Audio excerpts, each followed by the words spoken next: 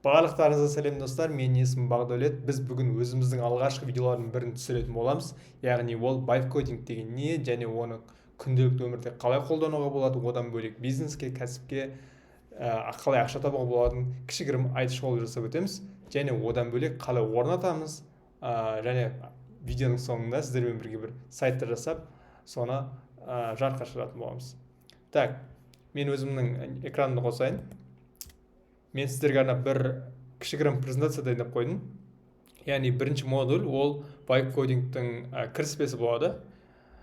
Яғни ол дегеніміз не? Яғни біз AI кез келген бір қандай да қазіргі мықты трендте болып жатқан бір AI модельді алып, біз өзіміздің код жаздыртамыз немесе презентация жасаймыз деген секілді.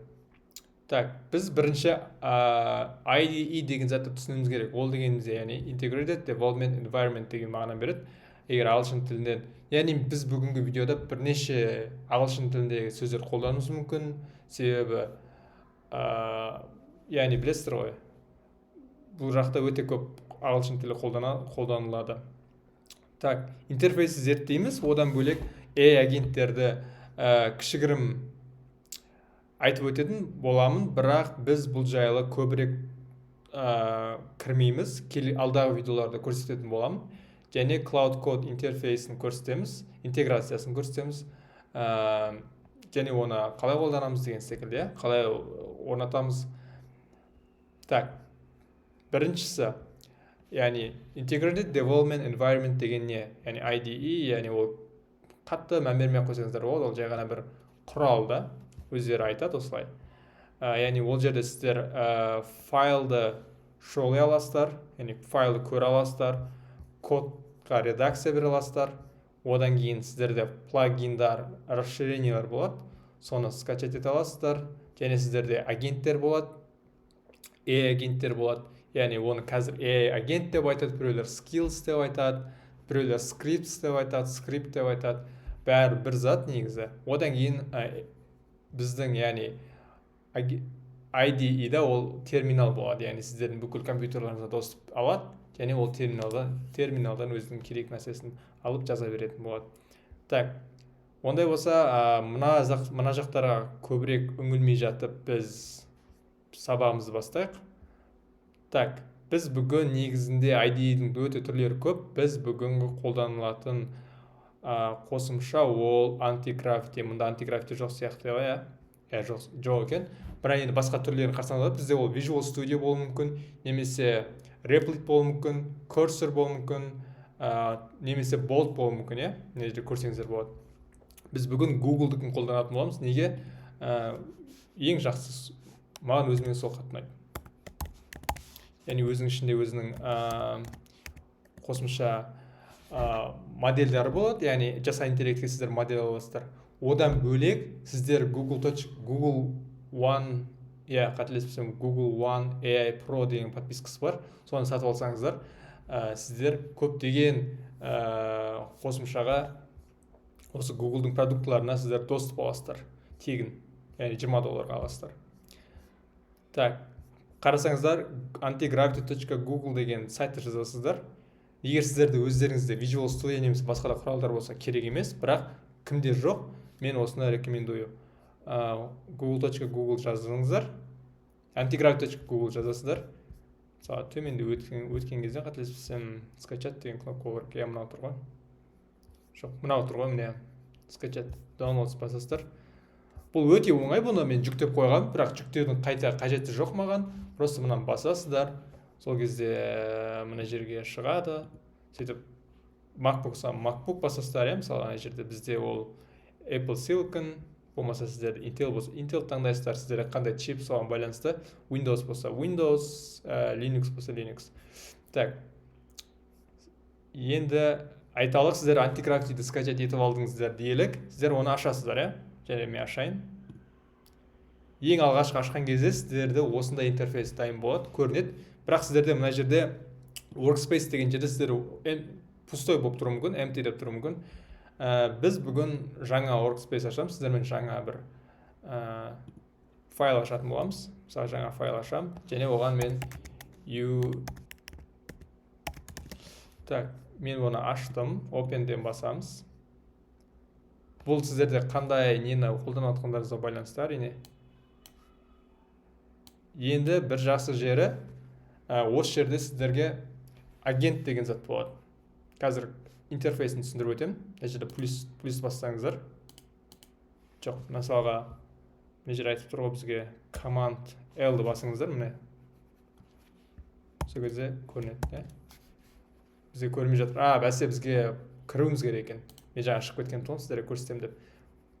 Осы жерде sign in басасыздар. Өздеріңіз аккаунттарыңыз енгізесіздер. Яғни сіздерде подписка барын немесе подписка жоқ болса да ештеңе қылмайды. Қазір сіздерге басқа нұсқасын көрсететін боламын. Міне мен қосылдым. Кішігірім интерфейсін түсіндіріп өтетін болайын. Сіздердің сол жақтарыңызда ол бүкіл файлда тұратын болады. Кішкене код жазып жүрген болатын болсаңыздар, бәрін білесіздер деп ойлаймын. Ортасында ол қандай файл болды, соған байланысты сол файлды көре аласыздар. Мысалы, мына жерге бір файл ашайық. Мысалға, білмеймін, fff.md деп файл ашайық. Мына жерде сол файлды көре аласыздар. Неге сіздер өздеріңіздің керек заттарын жаза аласыздар. Одан бөлек мында бізде іздеуге болады. Мына жерде бізге ең керектердің бірі ол extensions, яғни расширение плагиндар. Біз бүгін бір расширениені скачать ететін боламыз, және оны сіздерден кейін көрсетемін. Және одан бөлек мұнда настройки бөліміне кірсеңіздер, мына жерде басасыздар. Quick Settings Panel, Advanced Settingsқа өтсеңіздер, сіздер өздеріңіздің аккаунттарыңыз көре аласыздар. Басқа да агент деген жерге кіріп, қандай да заттарға өзіңіз доступ бере аласыздар. Мына жерде мен Review Policy деген жерге Ask for Review дегенді қойып қойғам. Және мына жерге де Terminal Command Auto Execution деген жерге мен де осылай постоянно запрос деп тұрады. Яғни запросит алдын ала бізден сұрап тұрады. Яғни не істеу керек екен кезде менен сұрайды, мен сосын барып yes деген басам, сосын ол қайтадан өзінің жұмысын жасайды. Бұл жерде өздеріңізде қалай солай қойып қойсаңыздар болады. Менде қателеспесем подписка болу керек, қазір жасап көрейін. Істеп тұр ма екен? Қателеспесем істеп тұрған сияқты, керемет. Gemini. Не үшін біз антиграфитті қолданып жатырмыз? Себебі антиграфиттің ішінде Gemini бар, Gemini Pro Low бар, Flash бар, одан бөлек Sonnet бар, Cloud Control, одан бөлек Opus бар, 4.6 қазір хит болып жатқан ең мықты кодинг модельдердің бірі. Одан бөлек бізде ChatGPT-дің, яғни OpenAI-дің 120B деген өзінің моделі бар. Біз мынаны өте аз, мен мынаны почти қолданбаймын. Мен өте көп қолданатыным осы Sonnet 4.6, Opus 4.6 және Gemini 3.1 Pro High. Low-ды көп қолдана бермеймін. Мен мынаны файл өшіре салайын, маған керек емес. Өшіре салайын. Одан бөлек мен ұмытып кеткен заттарым жоқ па? Қазір бір қарай салайын. Одан кейін біз сіздерге қандай видео жасау керек екен, сайт жасау керек көрсетіп боламын. Міне, мына бізге ең керегі зат. Vibe кодингпен біз қалай жұмыс жасаймыз? Біз бірдеңені ойланамыз, Мысалға біз тұрамыз да, маған бір ақшамды санап отыратын бір трекер жасау керек, Мысалға бүкіл мен бюджеттарымды, финанстарымды бір жазып отыратын бір приложение керек болып қалды делік. Болмаса бізге бір кішкентай лендинг сайт керек, болмаса бізге бір автоматизация жасау керек. Сондай бір ой келеді, соны жасайын десеңіздер, бір разработчик керек болады. Ол кезде уже оны жалдау қиын болады. Яғни қымбат болады көбінесе. Біз соны өзіміздің идеямызды қазақша немесе өзіміздің сөйлейтін тілімізде орысша, ағылшын тілінде жазамыз. Одан кейін ол бізге AI код жазады, бірақ код жазбастан бұрын ол бізге план жазады. Біз планды қараймыз, планмен келісеміз, келіспейміз, оны айтамыз. Өзгертетін жер болса өзгертеміз, одан кейін бізге ол нәтижесін көрсетеді. Яғни дәстүрлі деп жазып қойғанбыз, бұрынғысы сіздер Python мен JavaScript, HTML не бар, бүкіл осындай кодтар қолданатын болсаңыздар, қолмен жазып отыратын болсаңыздар, қазір vibe coding, яғни жасанды интеллект өзі жазып береді.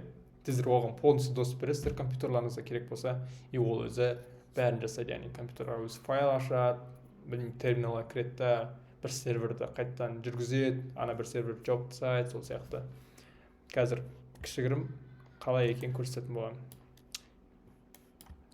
Так, енді біз енді applicationға өтейік, қалай қолданамыз, қалай жасаймыз.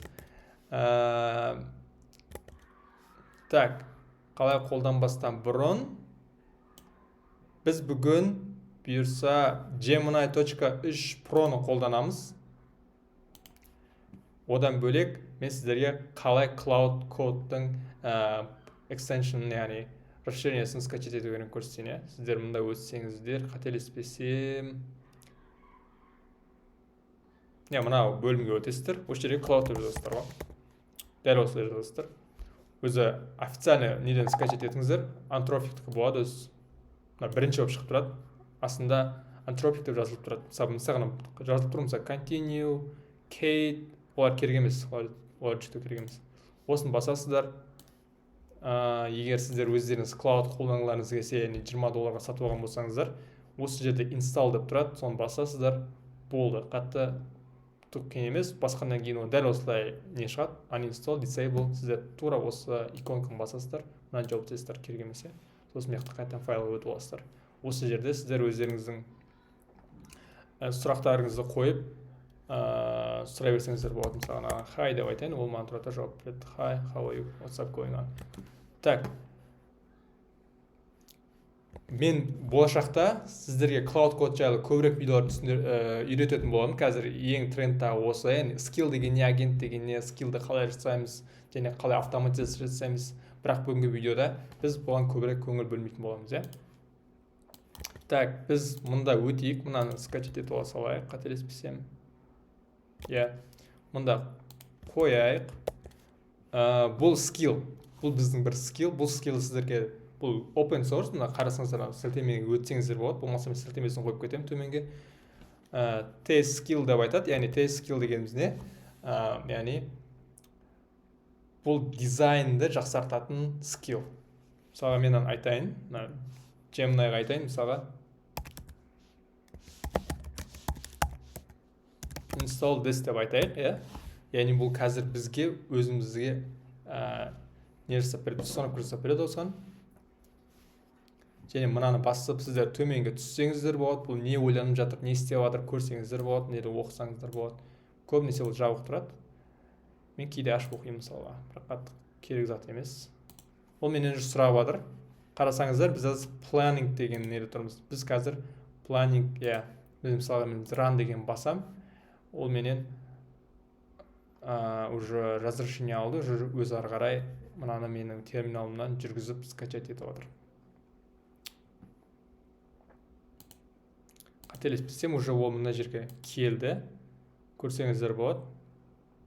Skills деген жерде, міне қарасаңыздар, minimalist skill дейді, output skill, redesign skill, soft skill, stitch skill, мысалға test skill деген, test деген өзіне вузға жауап береді, әдемілігіне, stitch деген сызықта, қателеспесем, сызу векторларға жауап беру керек, output, минимализмге жауап береді,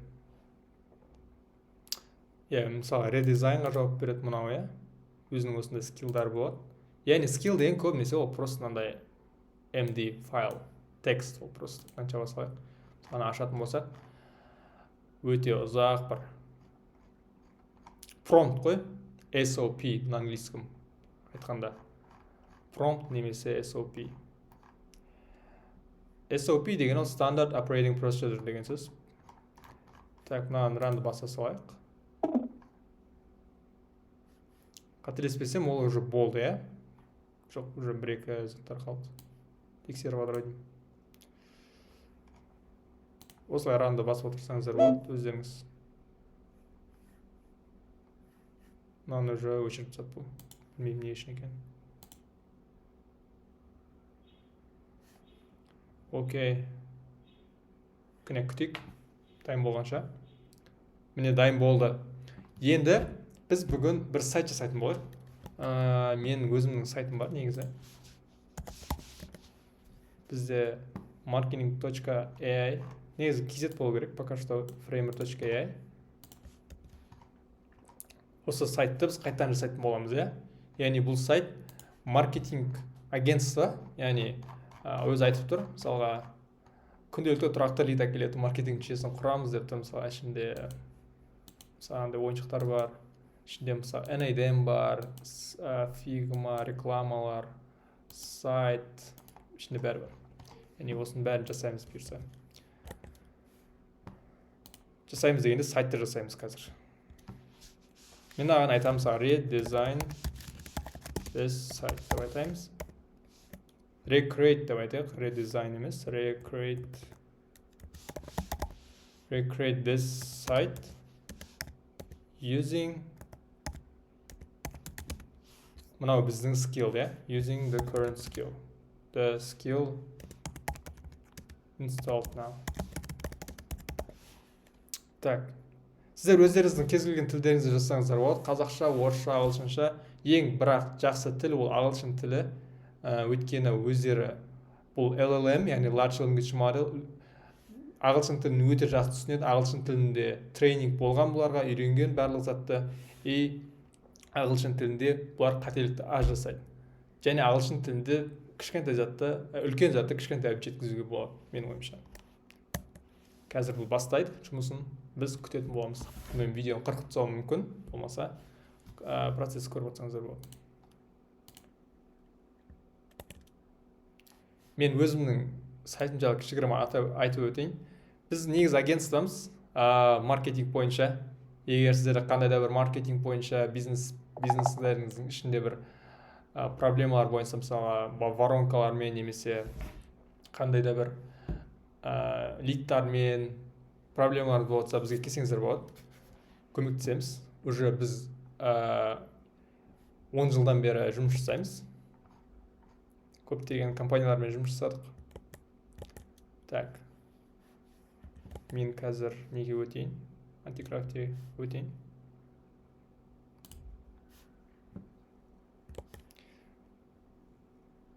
Мен қазір сайтты бердім ғой, бұл сайтты не істеп жатыр, сайтты скриншоттап жатыр. Бұның өзінің ішінде расширениесі бар.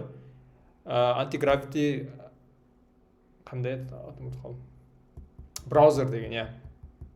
Браузер превью ма сондай. Яғни сіздің браузеріңізді ол көре алады.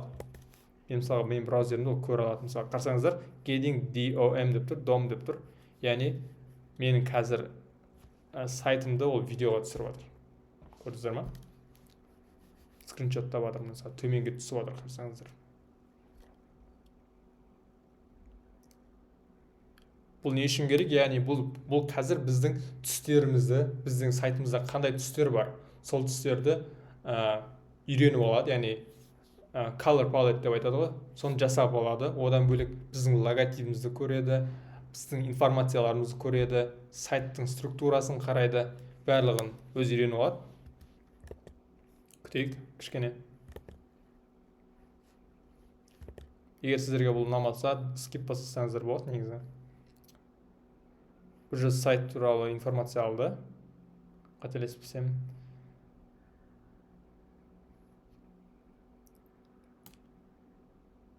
Так, бұл жасап жатқан кезде мен кішігірім Cloud бір-екі ауыз сөз айтып өтейін. Cloud Code деген ол қазір өте хит болып отқан зат қой. Бұл да тура осы не сияқты, мына жерде агент сияқты. Бірақ мына жерде мысалға өтсеңіздер, сіздер Google сіздерге Sonnet 4.6 және Opus 4.6-ға доступ береді. Бірақ өте аз не береді, токен береді. Көп қолдана алмайсыздар бұл жерде отырсаңыздар. Көп қолдана алмаған үшін сіздер өздеріңізге Cloud Code сатып алсаңыздар болады. Кейін осы жерде өздеріңіз сұрақтарыңызды қоя бересіздер. Уже бұл жерде көбірек доступ болады. Даже бұл жерден емес, сіздер терминалда Cloud қолдансаңыздар болады. Мысалы ашып көрсетейін. Cloud деп жазсаңыздар. Менде уже Cloud терминалда бар. Яғни мен бүкіл компьютеріме доступ бар ода. Бұл туралы алдағы видеода сіздерге түсіндіретін боламын, иә. яғни бұл қарасаңыздар бірінші план жазып береді. Мен үш планға акцептті басып қойдым, орындауды басып қойдым. Яғни айтады, мынау планды оқып шығасыздар, келісесіздер ме келіспейсіздер ме, келісемін деп айтып қойдым, бірақ оқымасам да. Бірақ көбінесе бұлардың жоспары өте жақсы болады, пландар өте жақсы болады. Бірақ анда сонда келіспейтін кездеріңізде, мысалы ана жерде тұр ғой кішкентай коммент деп тұр ғой, соны басасыздар да өздеріңіздің айтатын заттарыңызды айтасыздар. Мысалы жоқ былай жаса деген сияқты. Қазір бір көз жүгіріп шығайын. Окей, нормально сияқты да. Өздеріңіз оқып шықсаңыздар болады. Мына tasks деген бар, яғни бұл өздеріне to-do list жасайды. Осындай тасктар жасайды, задачалар жасайды. Яғни жасағандарын осындай не қойып отырады, тыч қойып отырады. Көрдіңіздер ғой? Үшеуін жасап қойды, қазір мынаны жасап отыр.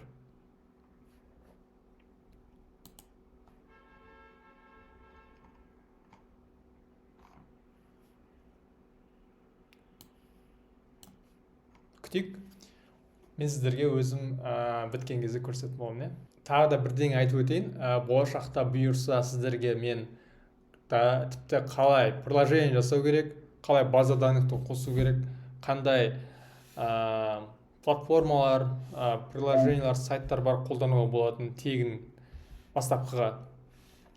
Одан бөлек қалай дебагинг жасауға болады, яғни сіздер кодинг білмесеңіздер де қалай оны істеуге болады, соның бәрін кішігірім үйретіп кететін боламын. Мысалы қарап отырсаңыздар, мысалы мен мына жерде ешқандай код жазатқан жоқпын, бір басында ойлауларыңыз мүмкін, яғни бізге бір қиын зат жасау керек деп ше, код жазу керек, бір код жазып түсіну керек, ол ештеңе ол жерде ондай зат керек емес. Сіз жай ғана бір өзіңіз ойлана алсаңыз болды, және сол ойыңызды мына жаққа жаза алсаңыз болды. Иә? Бір-екі заттар бар, үйреніп алу керек. Бірақ олар өте оңай болады. Терминалға барып өзің не дейді? Қос дейді, бірақ мен айтамын, оған өзің қос деп, айта салам, run деп айта салам, өзі жасайды әзір. Күтейік. Мысалы run деп айтам. Все. Ол маған сілтеме берді. Негізі мына жерде емес, төменде жазады сізге. Бірақ екеуі бір. Мынаны бассаңыздар болады. Мына біздің сайт, жаңа шығарған сайты. Салыстыратын боламыз өзіміздің сайтпен, marketing.framer.ai. Мынау біздің локальный хостингтер тұрған сайтымыз. Қазір 2 орын қалды дейді, аудитке жазылып өткені өтейік. WhatsAppқа барама көрейік. Бармайды екен, сілтеме қою керек. Күнделікті тұрақты лид әкелетін маркетинг жүйесін құрамыз. Аудитке жазылып, кейстерді көру деген жерге өтейік. Қателесін істемейді әлі. Бізде мына нелер істемейді деген әлі. Оны істемейді. Не үшін? Себебі кішкене бұлар қателік кетеді. Бұны жасау өте оңай. Кіресіздерде, мысалы жаңағы мына жерге келесіздерде, айтасыздар, брат, мынау істемей жатыр дейсіздер, ол потом істеп береді. Неге сурет қойып қойыпты? Сурет жаман емес. Білмеймін, бір үйдің суреті ма? Сурет қойып қойыпты әйтеуір. Бір интернеттегі тегін сурет қылмау. Так. Мына жерде тұрақты лидтің жоқтығы дейді, яғни мына жерде сұрақ жауап, көрсеңіздер болады. Так, қызметтер дейді. Біздің қызметтер, яғни біздер лид машин деген біздердің қызметіміз бар. Рекламалар жүргізетін, лид алып келетін. Хади деген бар. Гипотезалармен жұмыс жасайтын. Толығырақ дейткен бас көрейік. Және істемейді, көрдіңіздер ме толығырақ деген? Неге? Себебі біздің сайтымызда ондай толығырақ информация берілмеген оларға. Қателессем қайда тұр? Міне, Хади, лид машин, funnel fixel, ондай информация жоқ. Бірақ мен өзім информацияларымды білетін болсам, мен оған айтам, жасап қостыртып аламын. Осылай айтам, ол маған жеке сайт не істеп береді, бет жасап береді. Funnel fix ең астында тұр. Қарасаңыздар, мына жақта мынандай үшеуі параллельно тұрса, мына жақта басқаша жасапты. Қарасаңыздар, өзінің бір анимациясы бар. Мына жерге қоям, ана жер бір фиолетовый болып жанады, мынау көк болып жанады, мынау жасыл болып жанады. Өйткені неге? Мына жақта біз жасыл, фиолетовый, көк түстер қолданамыз. бізбен жұмыс барысы дейді. Қараңызсаңыздар, бұл мына бет қой деймін да. Мына жер қалай жұмыс істейміз деген баяғыда мен жасаған сайт бұл. Маған осы анимация қатты ұнайды. Так, мына жақты көрейік. Диагностика. Бұл оны жасай алмаған сияқты. Негізі айтса жасап береді, қателеспесем.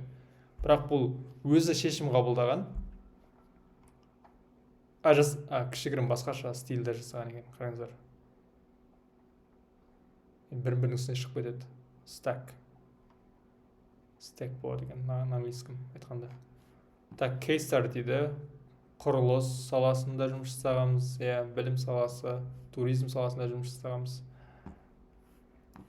Біздің кейстарымыздың проценттарын көрсетіп қойды. Мына өтсем, қателеспесем, жеке бет ашылу керек, бірақ біз кейстарымыз туралы көбірек информация беруіміз керек, AI-ға. Жиі қолданылатын сұрақтар дейді. Мына біздің сұрақтарымыз, қазіргі тұрған маяқта.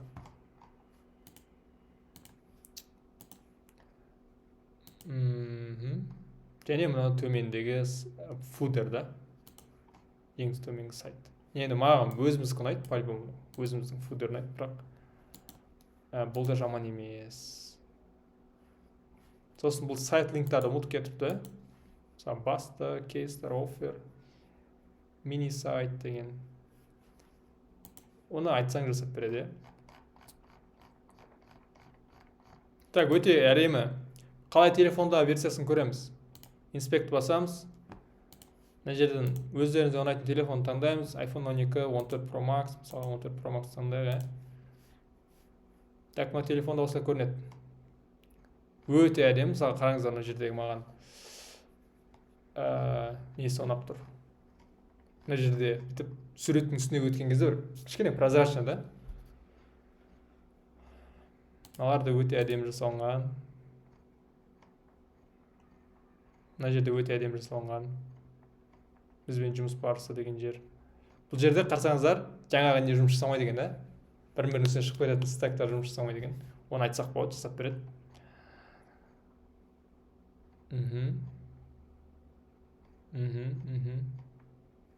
Жауып қояйық, мен ашып салам жаңа. Негізі жауып тұрады бұлар. Және ең төменгі сайт. Өте әдемі. Давай сіздермен бірге бір дебагинг жасайық. Дебагинг емес. Ешқандай эррор жоқ бұл жерде. Не айтады, сайд линктер жұмыс жасамай жатыр деп, scroll animations жасамай жатыр деп айтайық. Мысалы давай кеттік көрейік. Яғни мен басқан кезде сол неге бөлімге барады деп барсын деп жаздым, Мысалы кейстар деген кезде кейстарға барып көру өзі сразу. Ұсынысты басқан кезде ұсыныстарға бару керек сразу, ол біздің ұсыныстарына, Процесстерге барғанда процесске бару керек. Мысалы қазір біреу ғана істейді, ол не? Факт жұмыс жасайды. Яғни жиі қойылатын сұрақтар. Барады, басам, барады сонда. Қарасаңыз, әзір жиі баратын жерге барған кезде, жиі қойылатын сұрақтар деген төбесі көрінбей қалып тұр. Мысалы, оны да айтсаңыз болады. Мысалы, басасыздар, сол кезде скриншот жасайсыздар былай. Айтасыздар, мысалы, мен басқан кезде мысалы төбесі көрінбей жатыр, осыны жөнде. И все, да, ол жөндейді. Мына қарам айтады, мысалы, I've updated this link, бла-бла-бла. Көрейік, кейстар басайық, кейстар істеп тұр, ұсыныстар істеп тұр, процесстар істеп тұр, факт істеп тұр. Бәрі істеп тұр, It's frequently asked questions, not FUACK. Так, екі орын қалды дейді, негізін алып тастасақ болады, керек емес. Айтсақ болады мысалға да, мынаны алып тастаса. Бұлай емес. Скриншоттайсыздар, мынаны алып тастайсыздар. Болды. Так, осы енді бұны сіздер қалай интернетке шығарам десеңіздер, оның өте көп варианттары бар. Ол видео өте ұзақ болып кетті. Алдағы уақыттарда оны мен көрсететін боламын. Ол негізі қатты қиын емес, бірақ қазір кішігірім көрсететін болайын.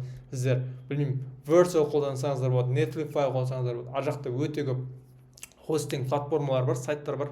Солардың біреуін сатып алсаңыздар болады.